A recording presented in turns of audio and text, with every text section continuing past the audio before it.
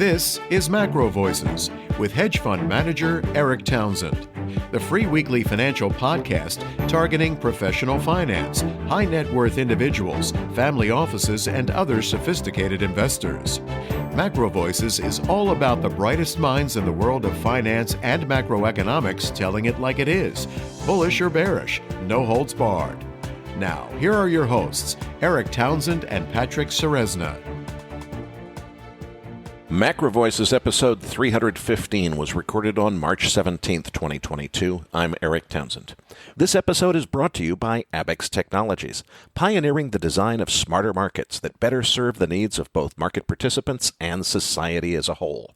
And by Masterworks, the billion-dollar alternative investment platform that lets you invest in art by legends like Warhol and Picasso for a fraction of the cost. Former Federal Reserve open market operations trader Joseph Wang joins me as this week's feature interview guest. We'll discuss all things Federal Reserve, from this week's rate hike to the question of whether confiscation of Russia's FX reserves will lead other central banks to cast doubt on the U.S. dollar's status as global reserve currency. Then be sure to stay tuned for our post-game segment when Patrick's chart deck is titled Retracements or New Trends. And I'm Patrick Ceresna. Erik, let's jump straight to that S&P 500. I mean, we started the week, very weak. We were retesting the support lines of the lows throughout March. And in the last few trading sessions, and definitely the reaction after the Fed rate hike, we have a market that's bouncing pretty strong. We were 43.80 at the time of recording and definitely at a fresh week high. What's your take on this? Is it a meaningful turn? Well, we'll see what happens, but we've got to keep in mind that the whole war is bad for the stock market is usually just the first panic reaction, and then war becomes good for the stock market after that. So we may be getting to the point where we're starting to register the war is good for the stock market, at least, even if it's bad for humanity. And that may be a part of this, Patrick. But I still think that there's a lot of challenge that lays ahead, quantitative tightening not being the least of it. So let's get into that with Joseph Wang in today's feature interview. All right, well, let's move on to that dollar index. Certainly a short-term high. It seems to have been established here, but the dollar index is still trading within the trade ranges it's been for the last 2 weeks. We're just temporarily trading below 98 level on here. Do you think this could have been a meaningful turn in the dollar with this rate hike? Yeah, I mean, I think the war cycle is very compatible with dollar strength. It makes sense to me that we should continue to see U.S. dollar strength until we get to the point where the U.S. dollar's hegemony as the world's global reserve currency is questioned and a viable alternative is identified. And that really is the big question. Until there is a viable alternative, which there really isn't today, we're stuck with the dollar. That's just the way it is. And as long as that's the case, I think the dollar continues to appreciate. It's when we see a viable alternative, which I predict will come in the form of a digital currency, that eventually the dollar's role becomes questionable. But until then, I think it's dollar bullish as long as we have this war environment going on in the background. All right. Well, we have to talk crude oil. What a change over a course of a week. I mean, we had obviously that peak near $130, a stone throw at least away from $130. And in the span of a week, we wiped out all the way down below $95 on the downside on an intraday basis. Here we are. Crude oil's back above 100. Was that just one big, strong market correction in a primary bull trend, or did something change? Well, I think it was a market correction, but it had a very specific causality behind it. And that causality is as follows. There was a lot of institutional money long crude oil. So you got a whole bunch of traders that are long crude oil. All of a sudden, you get a blow up from $100 to $130. On one hand, it's a nice profit. On the other hand, it's volatility levels that for most institutional traders, that just, takes them out of the game. So they have to get out of their trade at that point. In this case, they're taking a profit, not a loss, but they still have to get out of the trade. And they can't justify putting that trade back on until you get back down to a price level where, war risk or no war risk, it still makes sense to be entering the crude oil market with new money on the long side. And I think that's just what we've seen. And I think it was a buy the dip opportunity. opportunity. The one thing that makes me question whether it's really over yet is we didn't quite get the gap fill going back to the 27th of February, which was when we had that first Sunday evening gap up on the escalation of tension over in Russia. The bottom of that gap fill looks to me like, depending on how you measure it, it's either at around 92.43 or it's down at about 92.05. We never got below 93.50 on this recent correction. So it still stayed about $1 above filling that gap. If the trader lore that all gaps are eventually filled has to come true, it means eventually we got to trade back down to $92 or so. I suppose the other way that could come out is just in the backwardation in the market as we get into contract expiry next week. Maybe that will clean up the gap for us. But aside from that, I think that the reason we got sucked so far down was that institutional money couldn't justify being in this market until you got a new entry point that made sense regardless of war risk, and that was low 90s. We got that number. I think that's the reason we saw such a big drawdown, Patrick, and I think that it's probably uphill from here with the big caveat that filling in that gap first would make lots of sense. Erik, how have the inventory numbers been coming in? Well, I think, as you said last week, it's being overshadowed by bigger news on the Russia front really driving prices. But crude oil building 4.3 million barrels this week. Cushing, Oklahoma building 1.8 million barrels. Gasoline drawing down 3.6 million barrels. That was the big drawdown on the board. And distillates building 322,000 barrels. U.S. production unchanged at 11.6 million barrels. All right, well, let's talk gold, because last week we were testing the 2020 highs. I mean, we were well above 2,000 on the upside, and a very fast and quite sharp correction that was right down toward the 1,900 level on gold. On the short term here, we are trading around 1,943 at the time of recording. Again, what's going on in gold in your mind? Well, everybody else seems to be so excited about the big breakout in gold and what it means. I'm kind of in so what mode here. I don't think, considering that gold is supposed to be the ultimate geopolitical hedge, when you get global nuclear superpowers threatening to use nuclear force against one another, which is something that actually happened last week. A week later, gold's forgotten it all and it's sold off more than $100. We never even got to a new all-time high on this cycle, despite the fact that before the Russia news came out, we were fairly close to it. So I think gold continues to underperform on every imaginable front compared to what it was expected to do and what its pundits thought it was likely to do under different economic conditions.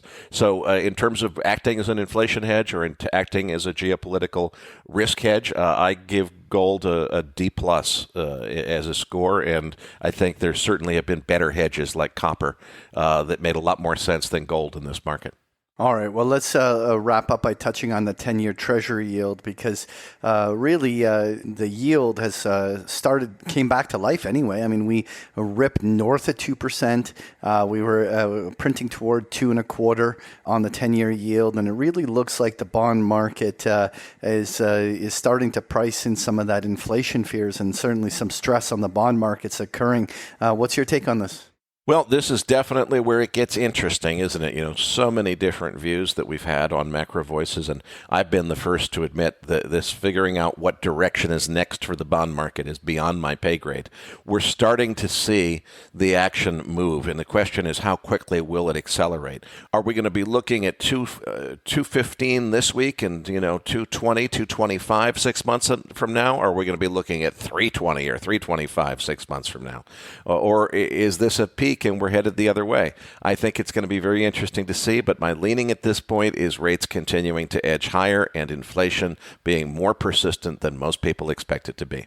Well, this week's feature interview guest is FedGuy.com founder Joseph Wang. Erik, why did we get Joseph on the show this week? Patrick, Joseph is a trader who worked at the Federal Reserve on the open markets desk and has a lot of inside perspective on how things work at the Federal Reserve. So as we are approaching this quantitative tightening cycle, I wanted to get an inside expert to tell us what to expect. Well, Erik's interview with Joseph Wang is coming up as MacroVoices continues right after this message from our sponsor.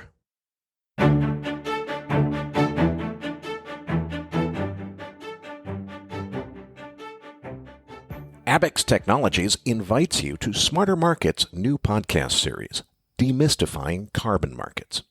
Corporate climate pledges went mainstream in 2021. Moving into 2022, these companies are increasingly focused on developing and implementing plans to turn their climate pledges into climate action and understanding how carbon markets can help them turn their good intentions into meaningful change. For many, however, carbon markets remain unfamiliar, creating apprehension over potential risks. They have many questions. What are carbon markets? What types of projects help reduce carbon emissions? How do I judge the quality of these projects? Will the carbon markets be large enough to meet net zero goals? In this series, Smarter Markets teams up with Base Carbon Corporation to bring you the architects and practitioners of the carbon markets, seeking answers to all of these questions from people who know the markets best. Episodes are available weekly on Saturdays beginning February 5th.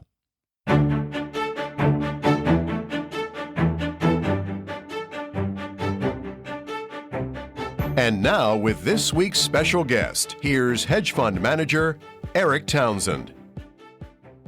Joining me now is Joseph Wang, proprietor of FedGuy.com. Joseph, it's great to get you on the show. This was an FOMC week. Why don't we start with what happened? I don't think the 25 basis point hike really surprised anybody, but give us the bigger picture. This is one of the most anticipated rate hikes in all of history, the beginning of a cycle that a lot of people have their eyes on. What should we take away from this week's FOMC, and what other perspective do you have on what's going on?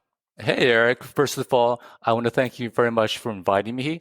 I've actually listened to MacroVoices every week for the past few years, so it's a great honor to be here. So today's spending was, as you mentioned, highly anticipated. Again, we're at liftoff again. And what I see is that we're kind of at an inflection point for global monetary policy. For the Fed, for example, we're hiking today, but not just the Fed. If you look across the pond at the ECB, at the BOE, in many developing market central banks, everyone is getting more hawkish, less accommodative. Everyone except the BOJ, but they got to do their own thing. So today, if you look at the market reaction, you might think that it was dovish. You see equities rallied. You see the 2-year yield, the one that's most sensitive to Fed policy, the rates went up a few basis points, not much, and the 10-year went up a little bit as well. But if you look at the S&P dot plot, I think what you see is, a more hawkish response. You see the Fed revising up their expected Fed funds rate by 100 basis points for the next 3 years. You see inflation expectations rising and expected real growth marked down. So basically stagflationary. And the other thing that happened during the FOMC is that Powell seems to be ready to go forth with QT at the next meeting. So when you put those together, in my view, it seems like a rather hawkish meeting. Although, to be clear, inflation is very high and the Fed is far, far, far behind the curve. The way that I see this, the biggest thing that could happen in the coming weeks is that we have a very aggressive quantitative tightening, and that's actually being hinted at by Powell at his House testimony a couple weeks ago.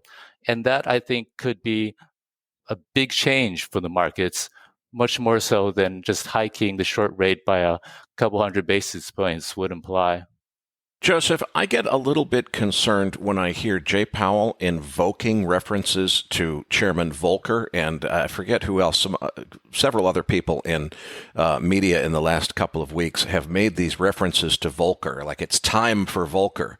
And I can't help but remember one interview I saw with Chairman Volcker before he died, where he said very clearly that the aggressive hiking approach that he took in 1980 could never work today because we have a fundamentally different debt backdrop, and it's a completely different scenario, and that approach would never work. And now I hear people sounding like they're saying they're going to be like Volcker and do what he would have done, even though he already told us that that wouldn't work. Am I missing something? Yeah, I don't think Powell is any close to Volcker. I mean, just not too long ago, rates were at 0 and we were doing QE and inflation was at 7%. That's not what Volcker would do. But I think there's a point there in high debt loads. So mechanically, what happens when you're hiking rates, what you're doing is you're reducing the value of fixed income. Now, that's really problematic when you have a very high degree of fixed income in the financial system. If you think about it, treasury securities are kind of a form of money in the system. People hold them as safe assets, and it's an integral part of a lot of strategies, from risk parity to target date funds to your generic 60/40 portfolio. So when you have a very high amount of debt, a lot of it taken out at very low interest rates, there's an enormous amount of interest rate risk there. So if you even just hike rates slightly, that imposes significant amount of losses on those portfolios. In a sense, money in the system disappears, and that, I think, has tremendous financial stability and wealth effects. So we definitely have trouble hiking rates the way Volcker did, simply because the reverse wealth effect, so to speak, will be very strong and the system might become unstable. Politically, it's a difficult thing to do as well. So I think that's actually part of the reason why we don't really hike rates as much. If you think back what happened during the last hike cycle, the Fed got to a bit over 2% and the equity market melted down. When I see that, though, is that's kind of the pain point for that given level of debt. And today we're at a much, much higher level of debt since then. So it stands to reason the pain point would be a little bit lower. So where are we headed in terms of the Fed's options with all of this? It seems like people talk about Volcker as if his strategy was somehow an option, even though we know it's not. And we know that the amount of hiking that it would take to really stop inflation would result in an untenable cost of borrowing for the federal government. They'd almost bankrupt the federal government, if not outright bankrupt the federal government, by having interest rates that increase borrowing costs that much. So what are the options that are really available to the Fed? So I would push back against that a little bit. So the federal government really isn't constrained by interest rate costs as well. It can always just roll over its debt forever, like what it's been doing the past 10 years, or if push came to shove, it could just have the Fed borrow all of it. So having high interest rate costs is not a constraint to the government at all, but it does potentially incur high inflation. What I do think, though, that the Fed could do is actually just reduce asset prices. So if you look at Federal Reserve data, the net worth of the public, it's as high as it's ever been.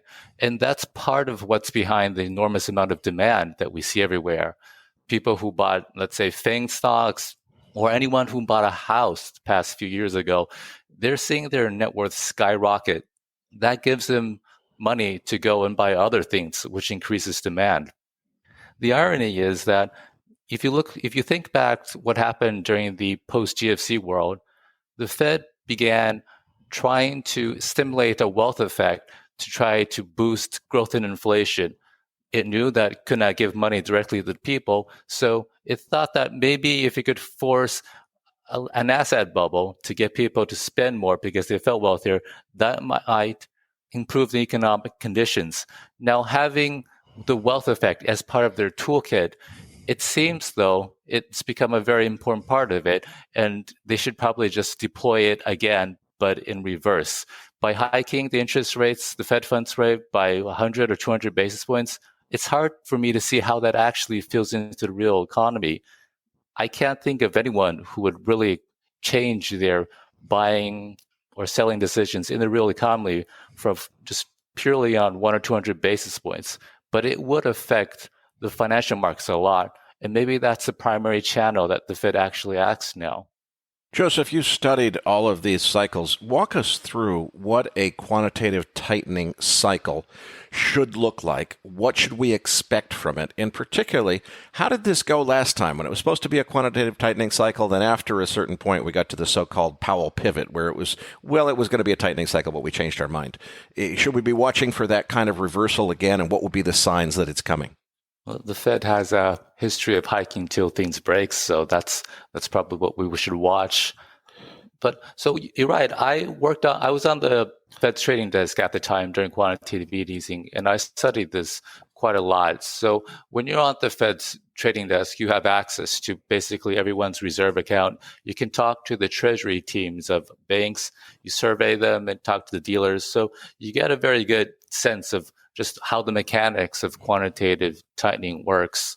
So just as a big picture, the way that you can think about this is that so quantitative easing increased the level of reserve assets and deposit liabilities in the banking system. And from the non-bank's perspective, decreased the amount of, say, treasuries and increased the amount of bank deposits. And quantitative tightening will reverse all that. So banks will have fewer reserves and deposit liabilities, and non-banks will have fewer deposits and more treasuries. So I guess just by way of background, it's important to understand that we have a two-tiered monetary system where people who can bank at the Fed, they hold reserves as money, and people who can't bank at the Fed, so let's say me, you, or any other investor, we hold bank deposits as money. And these two systems interact.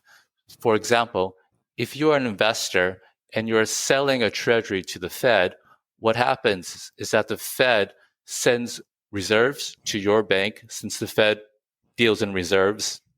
And since you don't have a reserve account, then the bank turns around and credits deposits to you. So at the end of the day, instead of holding treasuries, you hold some bank deposits, and your bank will have more reserve assets and deposit liabilities. And that's basically what QE does. And QT reverses all of that. So it will reduce the cash balances of banks, which is reserves. And for the private sector, it increases the amount of duration that they hold. But exactly how that impacts markets, though, it's not really dependent upon the Fed. It's going to be dependent upon how the U.S. Treasury reacts. So the big impact of QT back in the last cycle, when things blew up, really had to do with what happened in the banking sector when their reserve balances declined. So as I mentioned before, QT shrinks the cash balances of banks and increases the duration held by non-banks. So back during the prior QT episode, banks were taking all their excess cash and they were investing in repo. So there was insatiable demand for repo financing, and you can see that in public data. So repo volumes were rising, pushing repo rates above interest on reserves. Banks saw that they could earn an extra return by investing in repo, and under the regulations, repo and reserves were fungible. They began lending into repo and became the marginal lender.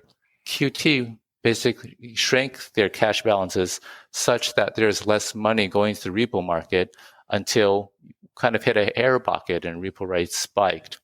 This time around, though, the impact is the banks are behaving very differently. They're not investing in their marginal dollars into repo. They're buying treasuries and agency MBS. And so what would happen from QT, at least in that mechanism, would suggest higher rates rather than anything to do with repo at all. But just moving on to the non-bank side, the amount of duration the private sector has to bear. I say that's a decision by Treasury because its Treasury decides what issuance will be. So mechanically what happens is the Treasury is going to issue new debt and take the proceeds from that debt to repay the treasuries held at the Fed.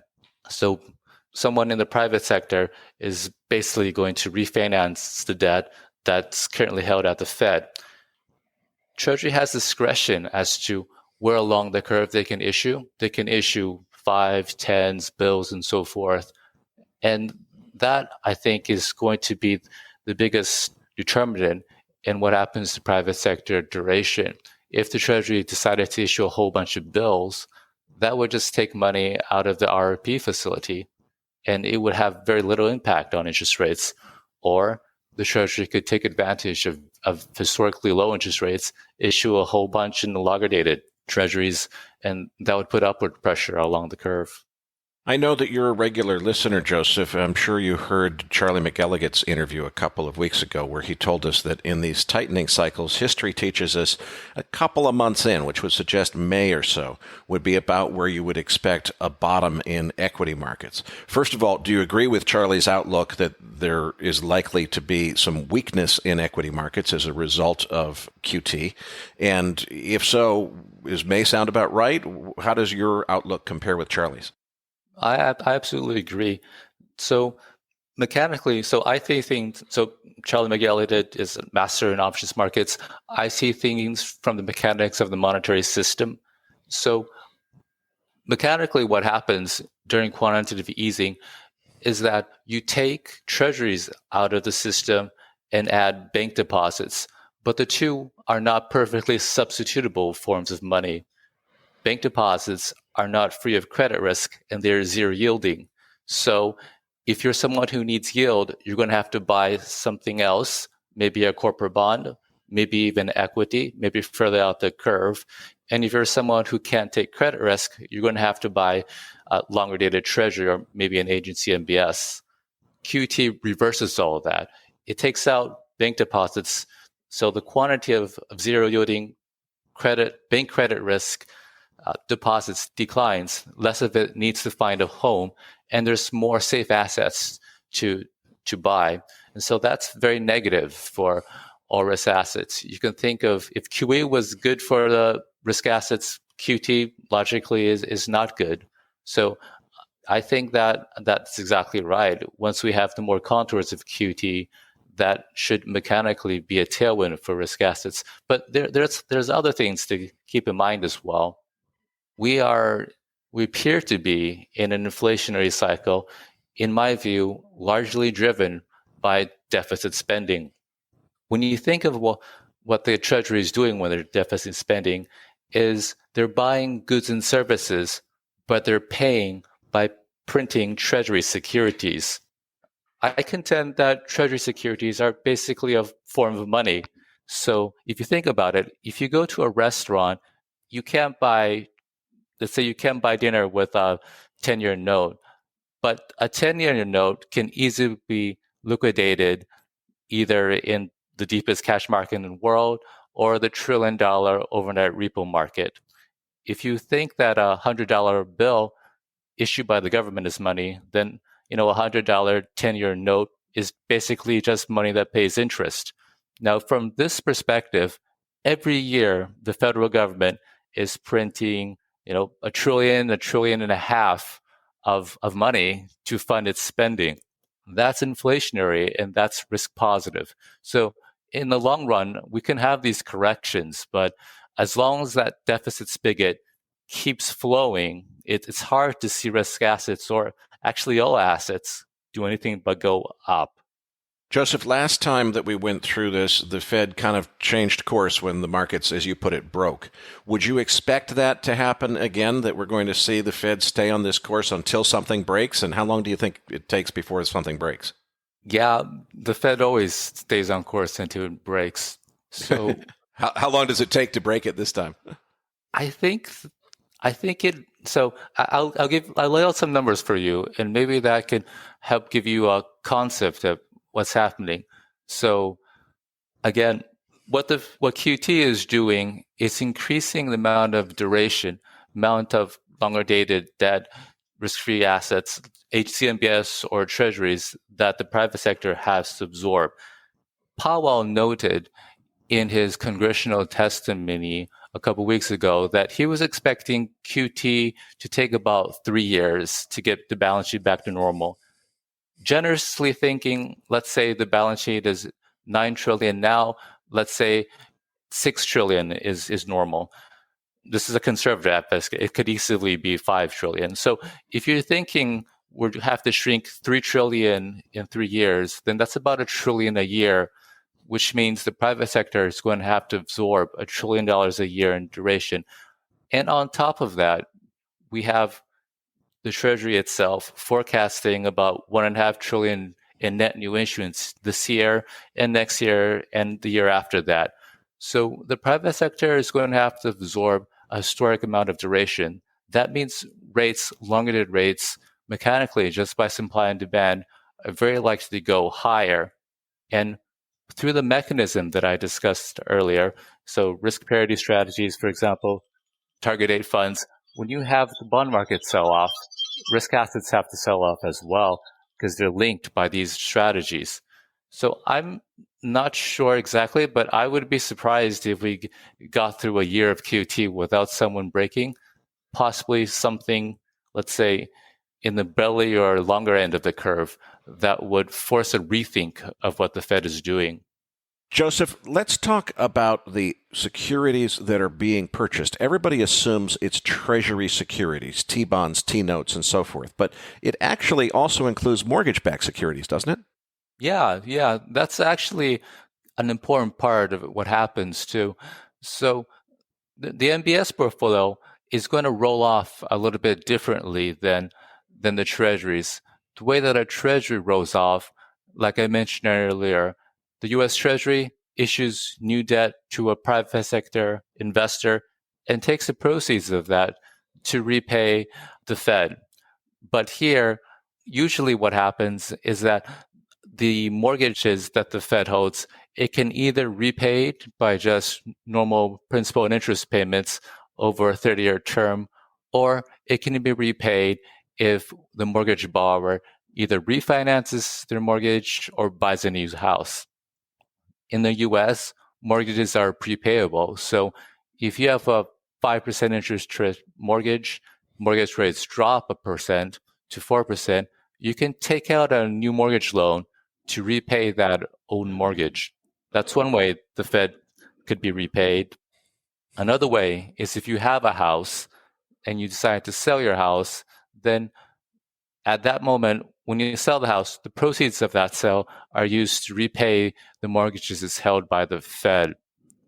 Now, in the current context, what's going to happen is that because so many of the mortgages were taken out when interest rates at generationally low levels, they're unlikely to repay, and the people who bought houses are likely going to give up their historically low mortgage rates.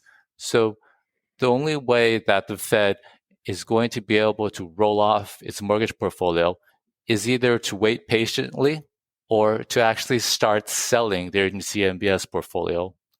That's been mentioned by a few Fed presidents. At the moment, the projections by the Fed are an agency MBS portfolio that gets paid down at a rate about $25 billion a month. So it's not super slow, but eventually you might have to sell a little bit if you want to hit that $3 trillion in 3-year target. This matters because, as Jay Powell once noted before, the Fed buying agency MBS, in a sense, it's shorting volatility. Since owning an agency MBS, you're selling a call option since the MBS can be prepaid. Now, if a private sector investor holds it, they might want to hedge that convexity. So usually that means more volatility in the rates market. If you think back to what things were like pre-GFC, Fannie Mae and Freddie Mac had investment mortgage portfolios together about $1.5 trillion. So that meant that when rates went higher, they had to hedge by selling treasuries. Since when rates went higher, if they wanted to maintain their current duration, they'd have to go short. Since when the rates went higher, that meant that there would be fewer prepayments. And if rates went lower, that meant there would be more prepayments, duration was shorter, and they'd also have to buy treasuries or treasury futures or stretch through options to maintain their current duration. So that itself exacerbates rate fall. And if you look at the MOVE index, you can kind of see rate fall ticking higher as well. So in the future, you might not just have higher interest rates, but you could also have more volatile interest rates. Joseph, as you know, the entire world's financial system really centers around U.S. Treasury bonds as financial reserve assets. That's essentially the piggy bank, if you will, for a central bank, an entire country's piggy bank.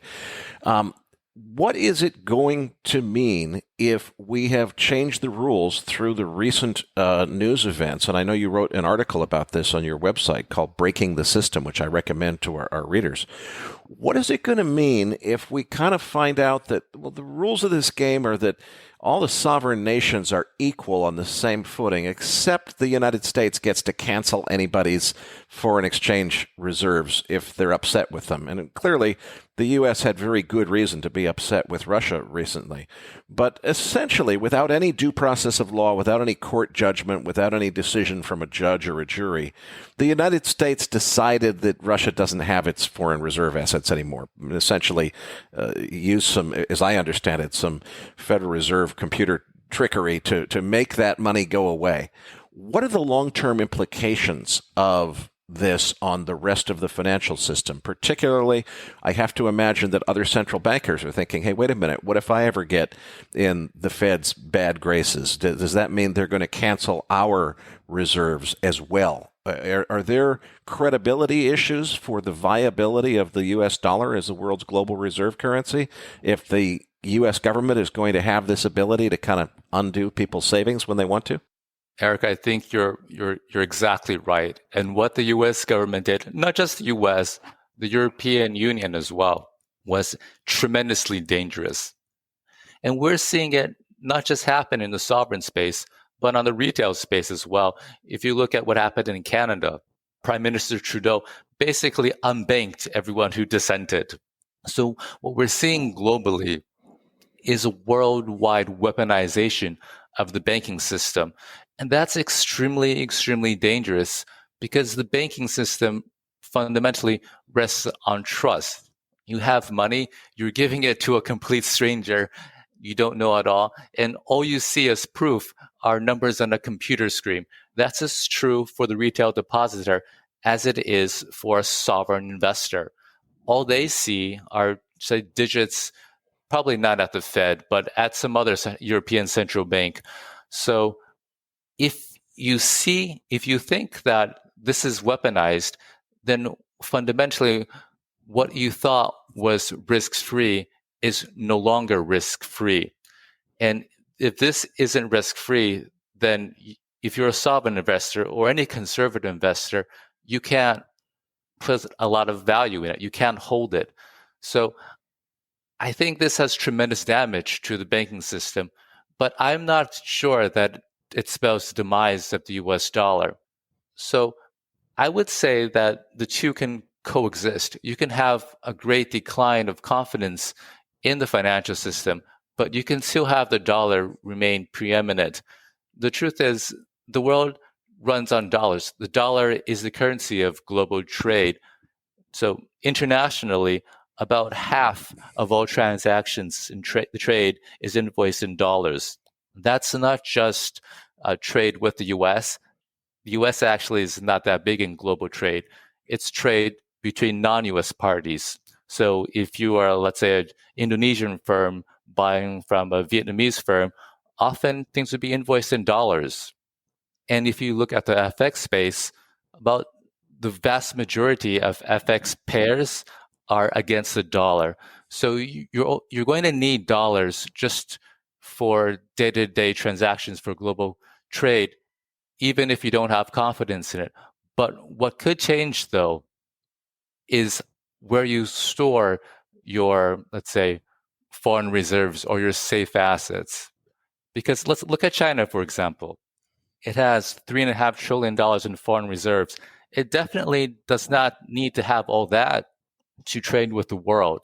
So there's no reason it needs to hold a lot of it in foreign currency. And that's true for any sovereign. So what I think you could see is just a massive reshuffling of foreign reserve holdings such that sovereigns hold fewer foreign currencies and more dollars. And you can even think of this as a national security issue. So if you're a foreign sovereign, be it China, be it India or Russia, and you want to be able to conduct your foreign policy without being threatened by anyone, you want to be a sovereign state, then you kind of have to be able to survive a confiscation of your foreign assets. If you think back to what happened during World War II, the US showed the world that they had nuclear weapons, and everyone was scared, even the US's allies. And even their allies wanted to have nuclear weapons. Why? Well, just in case. It's a national security issue.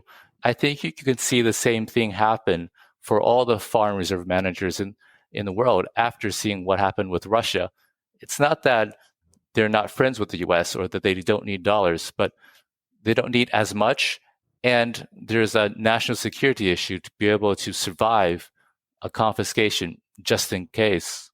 Now, you say that everyone needs dollars, but the question on my mind is why is that still true and how long is that going to stay true? And specifically, the question I want to ask you is who outside the United States is left who still thinks that the U.S. dollar, being the global reserve currency at the center of the financial system for the rest of the world, is a good thing? Certainly, I see the many reasons that it benefits the United States government for that to continue to be true. But who outside the U.S. still favors that? And how long will it take for them to come up with an alternative to the U.S. dollar, which it seems like they've been incentivized to work on, if we continue to have policies that I think are alienating to some foreign investors? So we see whispers of alternatives to the dollar. I saw an article where Russia is trading with India using non-dollars. And of course, China and Russia both have interbank payment systems that they're trying to get together and set up. But the truth is, there's no real alternative. If you look at China, for example, which many people think of as maybe one day creating a system that rivals the dollar, having a global currency entails giving up some sovereign power. For example, you're going to have rule of law, so foreign investors are going to have to be treated equally than local investors, even if the local investor is a very important member of the government. And foreign investors who put money into your currency need to be able to, A, park it in something that's deep and liquid, and B, being able to take it out whenever they want. So that means no capital controls. Now, if you do this as a government, you kind of are ceding some power. You can't treat your own people, your friends, better than other people. And you can't just shut it all down to prevent financial panics. So that's kind of losing a policy lever as well. So there are benefits and costs, and just looking at some governments out there, I don't think they're ready to do that yet. Another alternative could be something like the European Union, but if you look at how the euro has been doing the past few decades, it doesn't seem to be gaining steam as a global reserve currency. It seems very much to be a huge regional currency. Something interesting to note, during the March 2020 pandemic, we had a huge scramble for dollars. The Fed rolled out the FX swap lines with take up almost $500 billion. The ECB also rolled out Euro FX swap lines with take up about $1 billion. So it's very clear that it's not a global currency. So Erik, just looking across the world, there's no one that could replace the dollar, and I don't see that happening any soon. But that doesn't mean people could diversify out of the dollar. They could still, as I mentioned, you can have the dollar system remain, but have it weakened and have people diversify into, say, gold, which central banks are historically comfortable with. Well, Joseph, I can't thank you enough for a terrific interview. Before I let you go, though, please tell our listeners a little bit more about FedGuy.com. You were a trader for the Federal Reserve in New York. How did your departure from the Fed come apart, and why are you taking it upon yourself to educate people about central banking now? So I think of working as just a learning process. Fed is a great place to learn, and I felt like I had learned all there was to learn there. And so I left, and now I write this blog. I teach people about what's happening in the financial system. I help people learn about it. I have a book, Central Banking 101, that goes into more depth about how the Fed works, monetary system works. And I also have a few online courses on my website for those who are more interested in a more deep dive on secured money markets like repo and the Fed's balance sheet.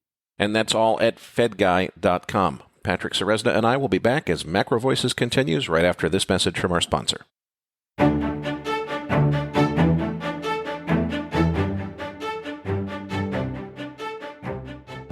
Feeling like you've hit a wall with your investment strategy? Or maybe you've been burned by the stock market too many times since the start of the pandemic? What if I told you that you could invest in a resilient alternative asset class that the elite have been quietly putting their money into for centuries? I'm talking about blue chip works of art. Artwork that's outpaced the S&P 500 from 1995 through 2020. And while it used to be inaccessible to the everyday investor, that's no longer the case. Masterworks is the billion-dollar startup securitizing the once-exclusive art market, allowing you to finally add iconic paintings from masters like Banksy, Picasso, and Basquiat to your portfolio at a fraction of the cost. And right now, Masterworks is giving my listeners priority access for their newest offerings. Start putting your money to work at masterworks.art/macrovoices. Again, that's masterworks.art/macrovoices. See important disclaimers at masterworks.io/disclaimer.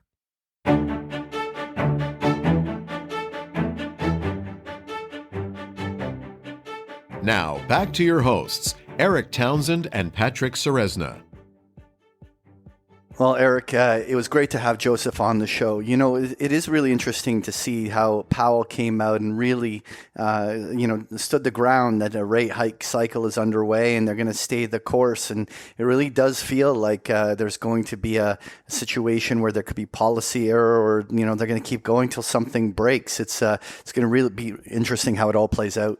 Well, spoken like a true insider, Joseph told the whole story. The Fed's going to continue doing what they're doing until they break something, and then they'll start doing something different. That's the way governments tend to work. Let's move on to our post-game chart book, which this week is titled Retracements or New Trends. Listeners, you find the download link in your Research Roundup email. If you don't have a Research Roundup email, just go to our homepage, macrovoices.com, and click the red button that says Looking for the Downloads. Patrick, what is it, retracement or a new trend? Well, isn't that the single biggest puzzle piece to solve right now? I mean, we heard Charlie and others talk about this idea that we could have markets that remain weak for even several more months before putting in a bottom. But we're at a really interesting moment where we have met all the criteria of a market correction. We've been correcting, 15+%. It's been several months of market correction. Typically, markets get oversold enough, especially if you think about all the headlines that could have caused the market to have a liquidity event to the downside, and it didn't happen. And so there's an increasing chance that there's going to be some sort of counter trend rally, but we're coming to the real important pivot. If that 4,400 level, while here it's a convergence of both the 200-day and the 50-day moving average, it's also the fib retracement of the last drop, as well as where there's a gamma flip zone sitting right in there. So many key levels right in this pocket, and we certainly have seen the first reaction be up on the Fed. But what will be interesting to see is whether or not the bulls have the gas in the tank to punch the 4,400 level on the upside. I think really above there we can start to approach this market in a much more neutral manner. I don't know how bullish I want to be the market, but certainly a break above 4,400 would mean that there's going to potentially be more upside follow through and a lot of relief from a very oversold state. And so I'll be watching that very closely going into next week. Let's move on to currencies. On page 3, we've got the euro-US dollar cross.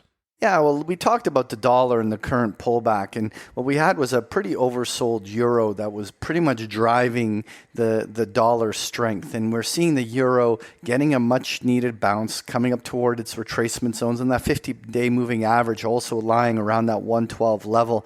There was a substantial consolidation of the euro in the 112 to 113 zone, and that's kind of like a fair value zone that's been establishing a base. Often when trends are in play, those levels become resistance.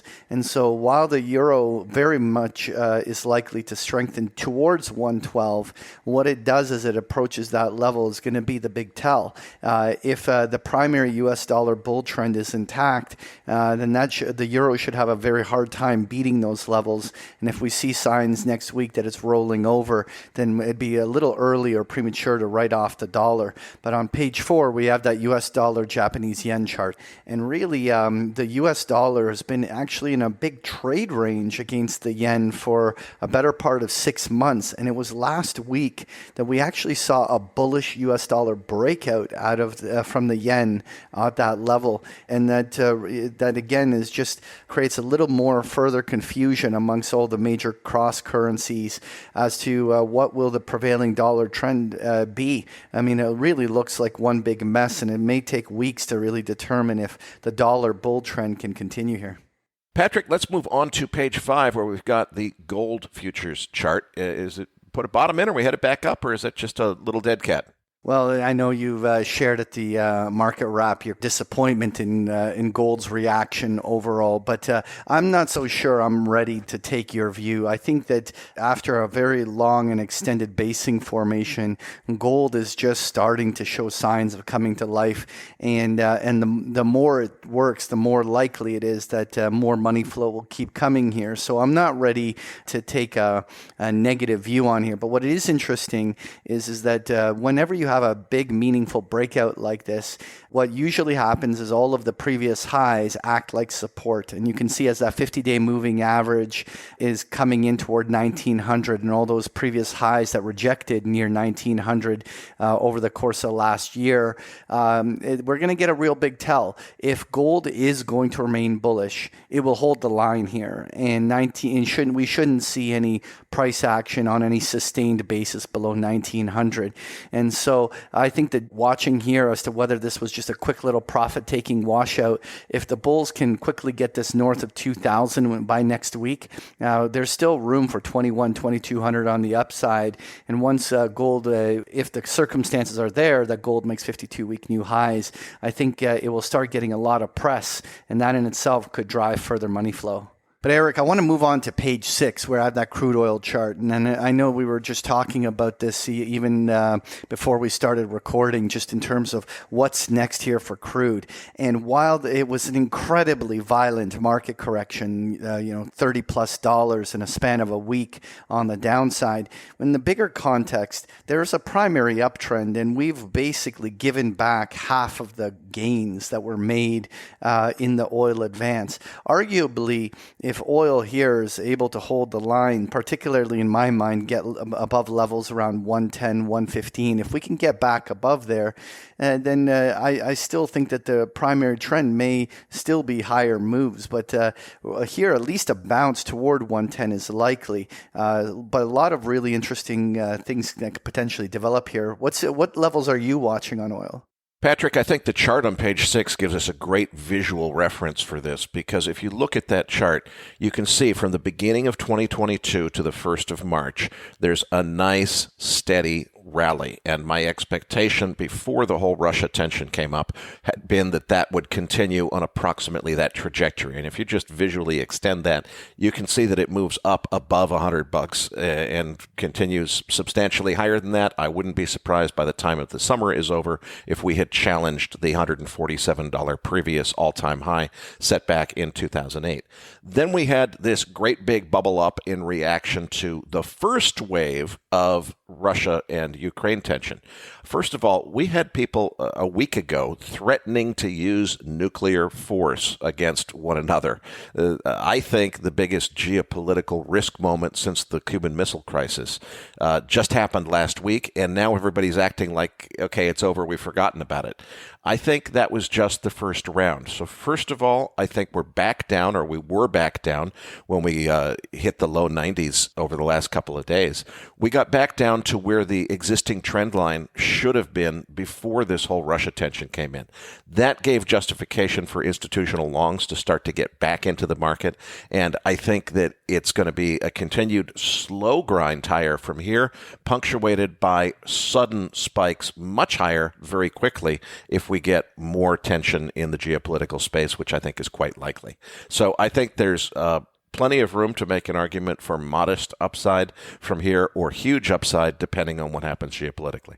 All right. Well, listen, I wanted to just highlight on page 7 here with uranium. And what's interesting is whether it was gold, whether it was oil, or whether it's uranium, what we had was very strong breakouts. And the last week defined a very deep and meaningful market correction of that trend. You can see in the same manner, we've got a correction coming back to some key support lines, approaching those moving averages.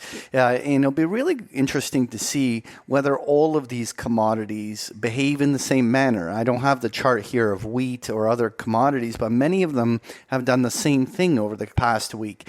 And so every rally tends to be checked. There's always profit-taking cycles. There's always little squeezes to wash out weak hands and all sorts of types of price behavior that is characteristic of markets. But after this type of a market correction, it'll be so curious whether all of these commodities can put together a rally into next week. Patrick, let's move on to page 8, where we've got the Chinese A50 stock index. Why are we looking at Chinese equities suddenly? Well, what was interesting was that really going into the start of this week, China really accelerated to the downside. Their stock market was actually just almost started an outright plunge. I mean, we were down, 20% almost in a span of just 2 weeks on the China A50. And it really looked like that things were sort of unraveling there. And then came in the whatever it takes moment. It seems that some people have been suggesting with China wanting to do an intervention. And it led to a pretty solid and meaningful turnaround, one-day turnaround.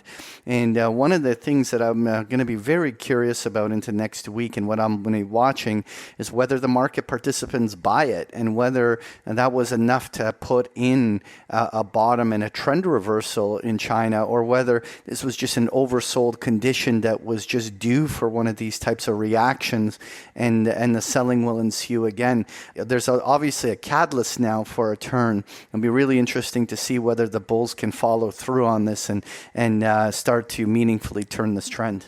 Patrick, on the next several slides, there's a sequence of charts which are all the sector ETFs. What are they telling us? Yeah, I just really wanted to kind of have a conversation about what's happening under the hood in terms of which parts of the markets are moving and not. What was really interesting is that over the last month, really some heavier selling came in the U.S. financial sector. And what's really interesting is the last few days have seen a pretty significant and meaningful bounce there. And one of the things that I'm going to be watching here is whether the financials really did begin a new sequence of a downtrend that could potentially be the market that continues to drive potential corrections. Like we were saying, Charlie and Joseph and others were talking about the potential for weakness going in for several more months to the downside of equities. One of the things that you'll see is that we would see in those circumstances where financials on these types of bounces would fail.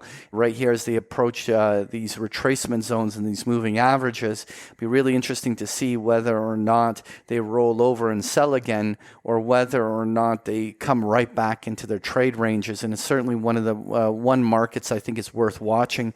Another interesting thing to observe is on page 10, where we have the healthcare ETF. We've seen a lot of the biotechs and healthcares doing very poorly during this whole market correction.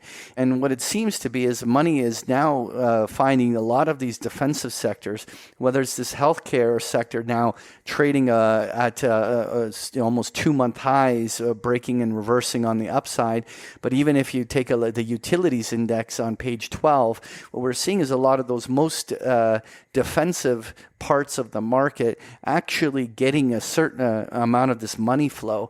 And the question is, can we have a bigger or more meaningful stock market rally when the leadership is actually the defensive sectors rather than the growth sectors?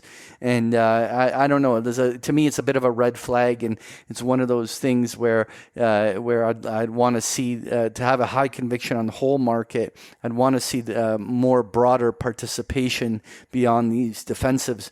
On page 11, just circling back here, the interesting thing was as this Russia escalation occurred, the aerospace and defense sector initially took a very bullish breakout, heading right back to 52-week highs, but has really stalled out and retraced, looking very similar to a lot of the commodity charts that we have had on and before. And will be really interesting to see whether the new global defense spending causes a bullish run in this aerospace defense sector. One of the interesting things for me is that it should really hold the line where we put in those lows around 105. If this is a level where this place turns, it'll be interesting to see whether they can attempt 52-week highs later this week. But the one I wanted to finally just wrap up with here is just looking at the gold miners on page 13. So the interesting thing, Eric, here about the gold miners ETF is that while gold and silver have had relatively deep pullbacks, what is particularly interesting is that many of the gold miners have actually for once held up and dug in. And it's interesting that we're almost back to the trade ranges where gold miners were consolidating near this kind of 38, 39 level just a week ago. And so what's interesting is that even though gold itself has pulled back, these gold miners seem to be getting a lot of attention here. And it'll be really interesting to see whether they'll be able to hold this new bull trend going into that window. Listeners, if you enjoy Patrick's chart decks, you can get them every single day of the week with a free trial of Big Picture Trading. You can find the information on page 15 or at bigpicturetrading.com. We're going to leave it there for this week's show. This episode is brought to you by Abex Technologies, pioneering the design of smarter markets that better serve the needs of both market participants and society as a whole. And by Masterworks, the billion-dollar alternative investment platform that lets you invest in art by legends like Warhol and Picasso for a fraction of the cost. Patrick, tell them what's in this week's Research Roundup. Well, this week you're going to find the transcript for today's interview, as well as a link to the chart book we just discussed in this postgame, as well as a number of links to articles we found really interesting. So you'll find this and so much more in this week's Research Roundup. That does it for this week's episode. We appreciate all the feedback and support we get from our listeners, and we're always looking for suggestions on how we can make the program even better. Now, for those of our listeners that write or blog about the markets and would like to share that content with our listeners, send us an email at researchroundup@macrovoices.com, and we will consider it for our weekly distributions. If you have not already, follow our main Twitter account @MacroVoices for all the most recent updates and releases. You can also follow Erik on Twitter @Erik S. Townsend, that's Erik spelled with a K, and myself @Patrick Ceresna. On behalf of Erik Townsend and myself, thank you for listening, and we'll see you all next week.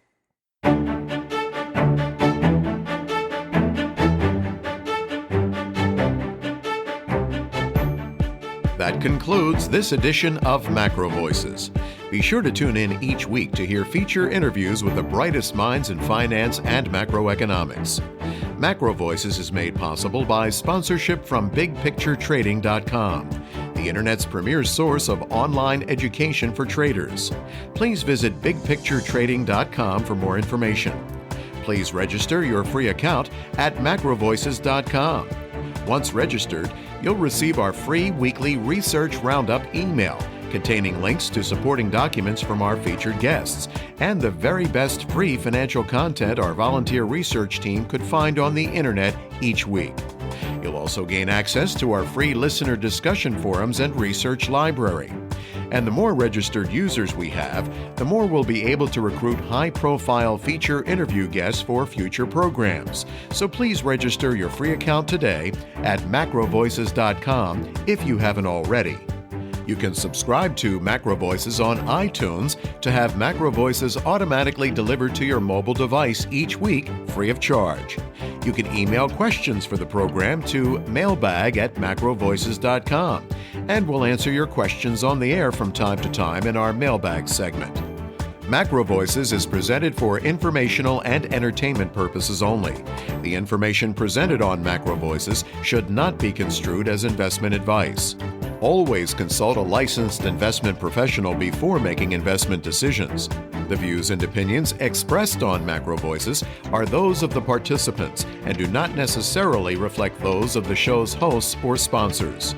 MacroVoices, its producers, sponsors, and hosts Erik Townsend and Patrick Ceresna shall not be liable for losses resulting from investment decisions based on information or viewpoints presented on MacroVoices. MacroVoices is made possible by sponsorship from BigPictureTrading.com and by funding from Fourth Turning Capital Management, LLC. For more information, visit MacroVoices.com.